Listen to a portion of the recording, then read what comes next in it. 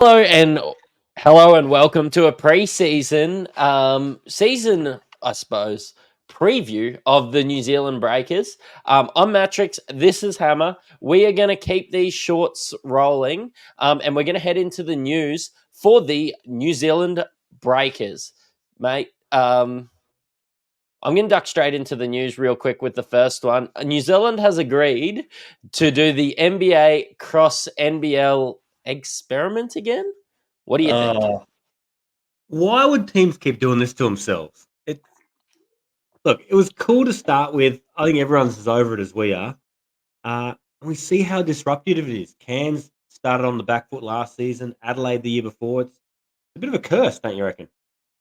Yeah, it is. And I suppose they could only get one team to agree to it again this year, and it is New Zealand.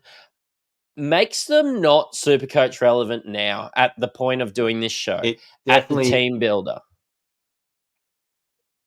definitely affects the schedule. So they're really light on, and we'll get into that in a minute. But I mean, the only plus size of a really light early schedule is they come home with wind in their sails, don't they?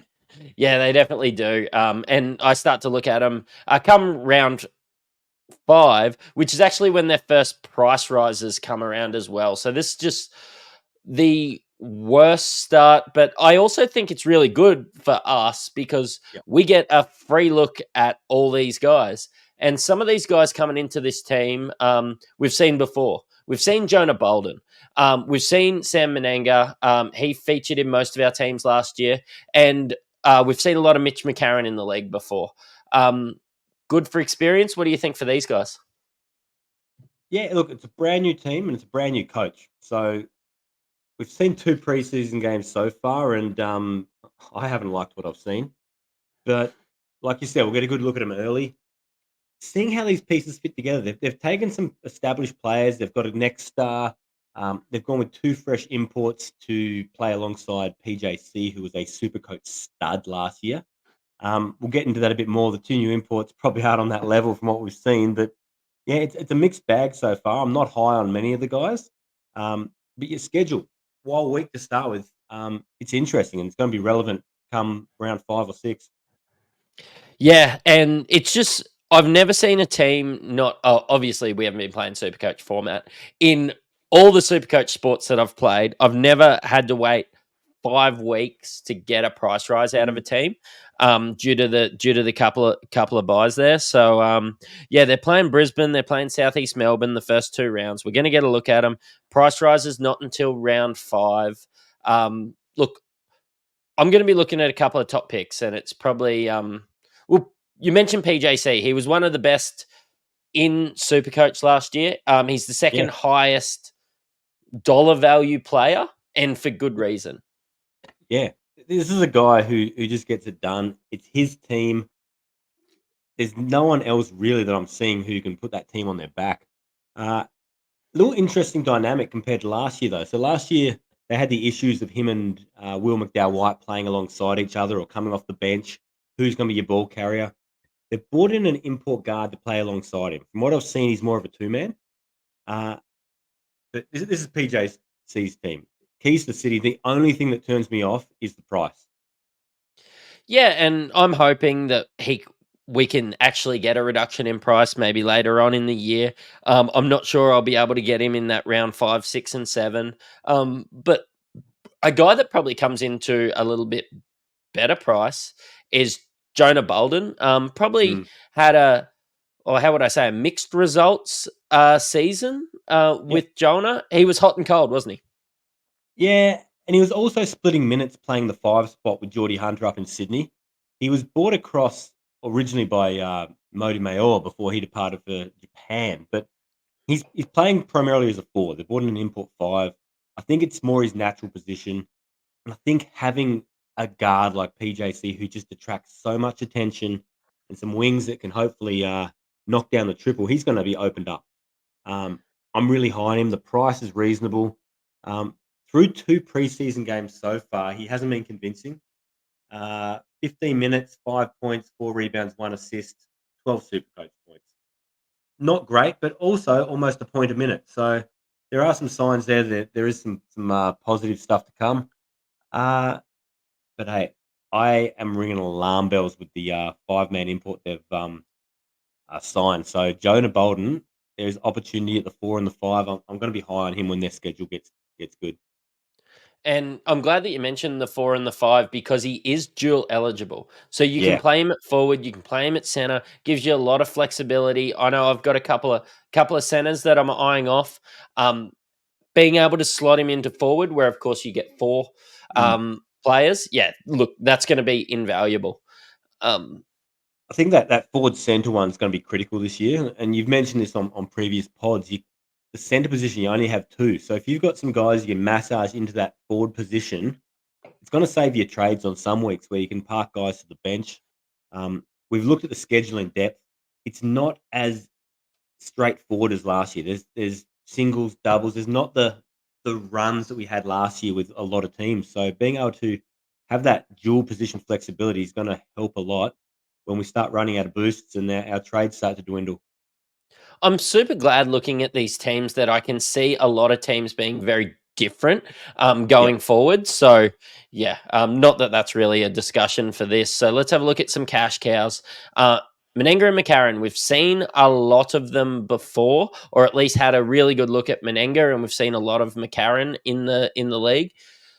Yep. I'm more thinking if there's an injury at their price, they could become excellent value. Yeah.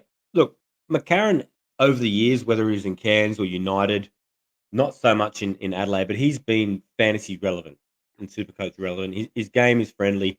I like the fact that he's a bigger guard, and I always envisioned that him playing next to or backing up PJC would work.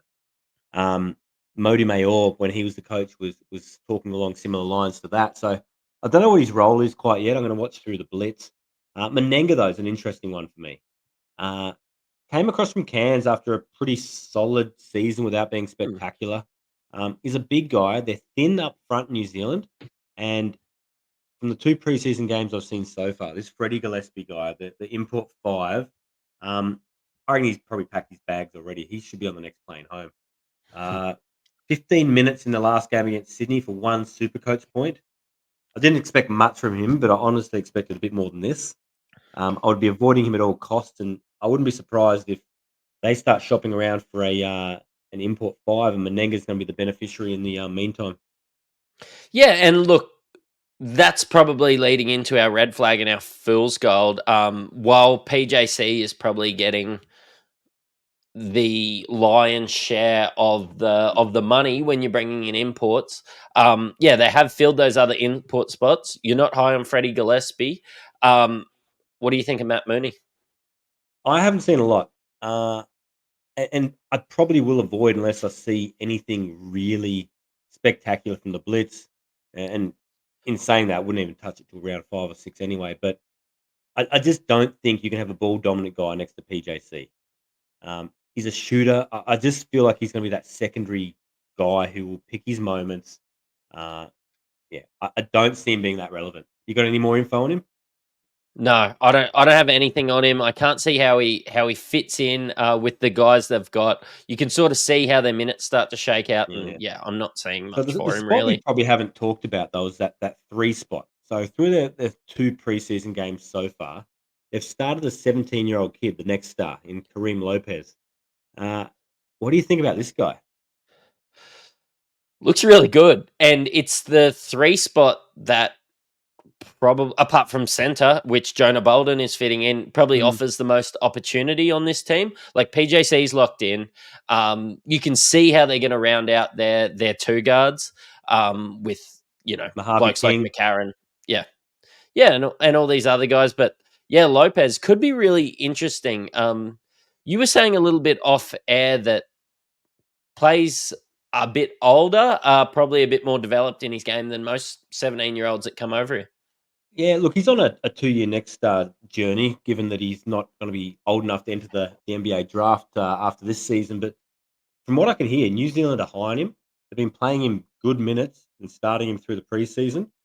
I think between him and Mo King, they're going to be probably in for some court time around that 3 spot, maybe sliding down or up if needed. So, look, when we talk about these preseason games. They played Sydney twice, and that first game they were annihilated by 44 points. So I don't know how much you can take from a game like this. The second game wasn't much better, but in the first game, Mojave King played 23 points for 22 actual points, 5 rebounds, 1 assist, and 24 Supercoach points. So he was one of the lone shining lights. So look, he's coming in that 232,000 mark, similar to a Jack White returning Australian player. So I don't love him at that price. Um, but Kareem Lopez, he had some solid production. So I'm going to keep an eye on the blitz, eye on those first 5 rounds, but potentially a downgrade target or a cash cow around that point.